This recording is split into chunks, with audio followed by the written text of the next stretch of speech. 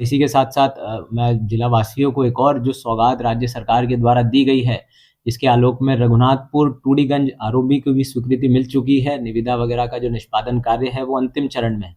तो हम लोग ये भी उम्मीद करते हैं कि उसका कार्य भी शीघ्र अब प्रारंभ कर दिया जाएगा। और इसके बाद जैसा पर्यटन क्षेत्र में तो निश्चित रूप से बक्सर जिले की यदि बात की जाए तो धार्मिक और ऐतिहासिक दोनों ही दृष्टिकोण से बक्सर जिले का पूरे बिहार राज्य में एक अलग महत्व है। चाहे चौसा युद्ध के मैदान की बात की जाए, कथकौली में बक्सर युद्ध की बात की जाए, चाहे हमारे विभिन्न प्रकार के जो बाबा ब्रह्मेश्वर नाथ मंदिर है, रामरेखा घाट मंदिर है, तो सभी के लिए जो है अलग-अलग दिशा में काम हो रहा है।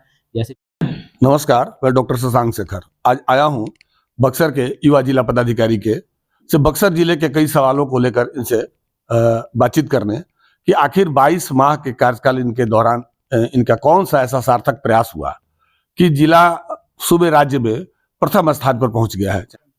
पर्यटन के क्षेत्र में आपने किला मैदान में अपनी बात रखी थी कि पर्यटन क्षेत्र में बक्सर विकसित होगा और यह चूंकि धार्मिक स्थल है, धर्म के नाम पर हर बार मेले लगते रहते हैं 365 दिन। और एक आरओबी जो बक्सर का आपको इटाड़ी और चौसा दोनों समस्याएं लंबे समय से लंबी थी, तो इस दिशा में जिला प्रशासन की क्या पहल है कि अब तक आरओबी का काम होगा और ये पर्यटन के क्षेत्र में कौन सी महत्वपूर्ण ताकि उससे रोजगार जुड़ा सके, बेरोजगारी दूर हो सके आपके माध्यम। नहीं, बिल्कुल बिहार की जो राज्य सरकार है, बक्सर जिला प्रशासन है, लगातार ही विभिन्न क्षेत्रों, विभिन्न आयामों, विभिन्न विभागों के साथ समन्वय स्थापित करते हुए आगे बढ़ रहे हैं। और उसी का नतीजा है कि जो अब ये चौसा गहमर आरओबी है, इसका भी जो निर्माण कार्य है वो मई-जून 2025 तक पूरा करने का लक्ष्य निर्धारित किया गया है। और इसी के साथ-साथ जो हमारा बक्सर बरुणा फ्लाईओवर है, जो इटाड़ी गुमटी के ऊपर से जाएगा, इसका भी जो है पूर्णता की तिथि मई-जून के आसपास ही निर्धारित की गई है। अगले 3 से 4 महीने में जिला प्रशासन पूरी तरीके से आश्वस्त है कि बिहार राज्य पुल निर्माण निगम और रेलवे, इसमें सभी एजेंसियों के साथ समन्वय स्थापित करना है। तो जो जिसका भी दायित्व है, निरंतर इसकी समीक्षा कर रहे हैं। और इसी के साथ-साथ मैं जिला वासियों को एक और जो सौगात राज्य सरकार के द्वारा दी गई है, इसके आलोक में रघुनाथपुर टूडीगंज आरओबी को भी स्वीकृति मिल चुकी है। निविदा वगैरह का जो निष्पादन कार्य है वो अंतिम चरण में है। तो हम लोग ये भी उम्मीद करते हैं कि उसका कार्य भी शीघ्र प्रारंभ कर दिया जाएगा। और इसके बाद जैसा पर्यटन क्षेत्र में तो निश्चित रूप से बक्सर जिले की यदि बात की जाए तो धार्मिक और ऐतिहासिक दोनों ही दृष्टिकोण से बक्सर जिले का पूरे बिहार राज्य में एक अलग महत्व है। चाहे चौसा युद्ध के मैदान की बात की जाए, कथकौली में बक्सर युद्ध की बात की जाए, चाहे हमारे विभिन्न प्रकार के जो बाबा ब्रह्मेश्वर नाथ मंदिर है, रामरेखा घाट मंदिर है, तो सभी के लिए जो है अलग-अलग दिशा में काम हो रहा है। जैसे चौसा जो युद्ध का मैदान है, उसका निर्माण कार्य अब पूर्ण हो चुका है, तो वो बनकर एक जिले वासियों को सौगात के रूप में तैयार है। बाबा ब्रह्मेश्वर नाथ मंदिर में भी प्रथम चरण का कार्य पूर्ण हो चुका है। जो द्वितीय चरण का कार्य है, उसको भी अब तेजी से प्रारंभ करवा दिया गया है और तेजी से उस पे काम चल रहा है। इसी के साथ-साथ सभी लोगों को ये जानकारी भी देना चाहूँगा कि शीघ्र ही रामरेखा घाट पे भी जो जीर्णोद्धार का कार्य है, वहाँ पर एक इंटरप्रिटेशन सेंटर और कैफेटेरिया पर्यटन विकास निगम के माध्यम से बनाया जाना है। तो उस कार्य को भी हम लोग शीघ्र अब शुरू करवाएँगे। और इसी के साथ-साथ जो होटल विश्वामित्र जो बक्सर गोलंबर पर अवस्थित है, उसका भी निर्माण कार्य शीघ्र प्रारंभ होगा।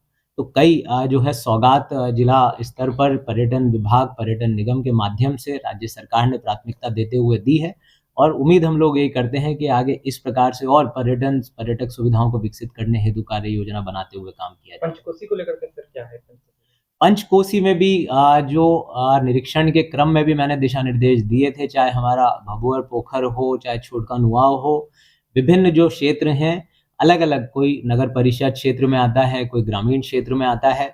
तो जो भी जिसका क्षेत्राधिकार में जो पदाधिकारियों के हैं, उनको भी दिशा निर्देश दिए गए हैं। कहीं पे अतिक्रमण की संबंधित समस्या है, कहीं पे जीर्णोद्धार से संबंधित अपेक्षाएँ हैं।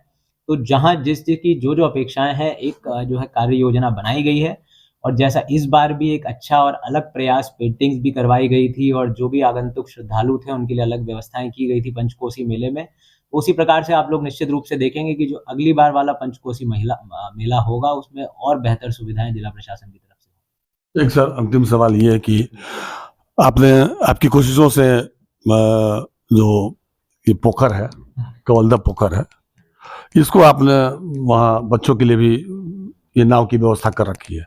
लेकिन अगर वो और इसी टाइप का आपको मोटर बोट गंगा में अगर होता तो बेरोजगारों को रोजगार भी मिलता, जैसे बनारस में इस तरह के मोटर लोन चल रहे हैं।